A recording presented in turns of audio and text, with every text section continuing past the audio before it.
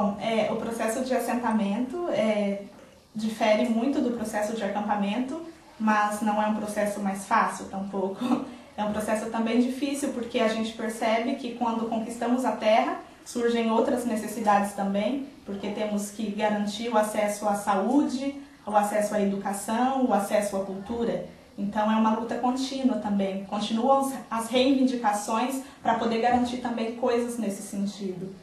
E a organização de um assentamento é baseada em diferentes formas, porque varia também de acordo com as realidades do Brasil, né? Cada lugar é uma forma, mas as pessoas podem estar organizadas de maneira individual, podem estar organizadas de maneira familiar, coletiva, cooperativa, associativa, e a produção também é muito variada, produção de leite, produção de milho, arroz, feijão, ovos, suíno, produção para subsistência e venda do excedente também.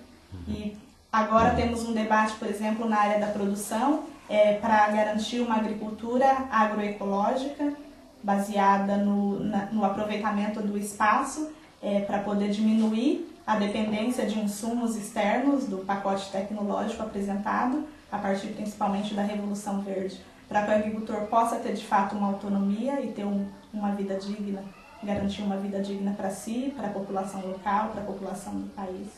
De la producción de soja o de caña de azúcar para producir agrocombustibles, ¿cómo lo veis? É uma luta muito grande. Para se ter uma ideia, o governo do Mato Grosso do Sul, o qual se concentra 90% do estado do Pantanal e estado do Mato Grosso, esses dois governos querem produzir junto 40% do consumo do combustível mundial. O Mato Grosso do Sul tem pedido de 76 usinas para ser instalado.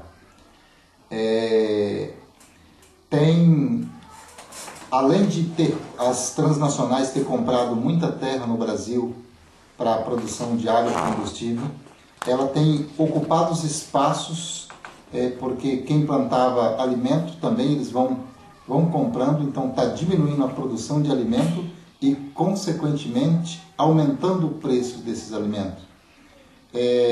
A Mata Atlântica, a Amazônia, tem perdido 10% anualmente de sua floresta em função do desmate para a plantação de soja e também da indústria canavieira. E isso também tem provocado mais trabalho com as características escravistas, uma vez que muitos trabalhadores perdem a sua vida, principalmente nessa época, que o calor chega a 40, 42 graus, e as empresas não dão condições objetivas para que os trabalhadores possam desenvolver com segurança o trabalho. Então é uma exaustão muito grande. Você tem uma meta a ser cumprida, é preciso cortar diariamente de 8 a 12 toneladas para que você fique dentro de um grupo que tenha mais capacidade de produção, senão você é eliminado do trabalho. E isso faz com que as pessoas trabalhem, se esforcem muito e acabam tendo infarte e morrem no próprio serviço. Além de que é um serviço temporário e as máquinas agora elas estão ocupando esses trabalhos. Cada máquina elas estão substituindo 100 forças de trabalho, provocando então o desemprego. E a agricultura familiar ela tem garantido na mesa dos brasileiros 76% do alimento que chega tem origem da agricultura familiar. Então, a agricultura familiar é produção de alimento e a grande produção de monocultura é para exportação e não vê essa questão de combater a fome e de fazer com que combata a desigualdade. Então nós temos bastante dificuldade nesta questão da questão do combustível, porque para se ter uma ideia, o alimento usado, na questão do milho, por exemplo, para abastecer o tanque de um automóvel, esse alimento daria para alimentar uma única pessoa durante um ano. Por exemplo, na questão do plantio para cana-de-açúcar, o Brasil ele é um grande produtor de cana, chegando a mais de 6 milhões de hectares de cana plantada. No município de Ribeirão Preto, São Paulo, por exemplo, é conhecido como a Califórnia brasileira ou como a capital mundial do etanol. Então é um município constituído por imensidades, muitas imensidões de canavial, de plantio de canavial, monocultivo, concentração de terra, e isso, para poder garantir esse cultivo, é baseado na exploração do trabalho, as queimadas, a devastação ambiental e a evasão da população do campo para a cidade.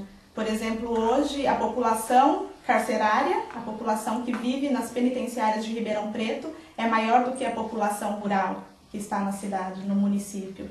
Então, o que a gente tenta garantir nos nossos debates e também nas nossas práticas é que haja uma produção, mas uma produção onde o ser humano e a natureza sejam de fato valorizadas. Então, isso baseada numa gestão local, numa gestão comunitária, micro-usinas, cooperativas, e que de fato possa ser um debate de uma produção sustentável, para garantir tanto soberania alimentar como soberania energética, ambas se complementando, mas sem que uma possa anular a outra. Estáis contra la producción de soja y de caña de azúcar, pero el gobierno de Brasil apuesta muy fuerte por esas producciones. ¿No tenéis la sensación de ser una lucha de pequeños contra grandes, de David contra Goliat? ¿Creéis que podéis ganar esa batalla? Parecería que tuvieseis todo el mundo en contra, todo el mundo quiere soja y material para hacer funcionar los coches, ¿no? Realmente, nós temos claro que é preciso produzir combustível, mas é preciso, primeiro, que a vida tenha prioridade. E é preciso, tudo que se for produzir, é preciso produzir com responsabilidade. E no Brasil, por exemplo, não havia fortes tempestades. Com esse câmbio da natureza, o estado de Santa Catarina teve várias destruições por conta dessa questão ambiental. Então, é preciso que não tenha grandes extensões, porque a mudança da natureza é muito grande. A destruição da biodiversidade, do bioma do Cerrado, que é o maior do planeta, se encontra no Brasil, principalmente na região centro-oeste. Então, nós achamos que é preciso produzir soja, sim, mas é preciso produzir de forma responsável e não na forma da monocultura para exportação. Nós não podemos também querer resolver um problema das grandes multinacionais, das transnacionais, sem primeiro resolver o problema do seu povo. Não dá para que nós tenhamos... nós acreditamos que o problema do carro já está resolvido. Não podemos ficar nessa política da indústria cultural, tudo descartável. Nós temos milhões de carros rodando para todo lado, então é preciso que nós tenhamos transportes coletivos. Se cada um dos seres humanos que estão no planeta ter um carro para si só, o planeta não vai suportar. Tudo é descartável, então é preciso ter responsabilidade com a natureza para que nós possamos ter gerações futuras com condições objetivas de dar continuidade na espécie humana.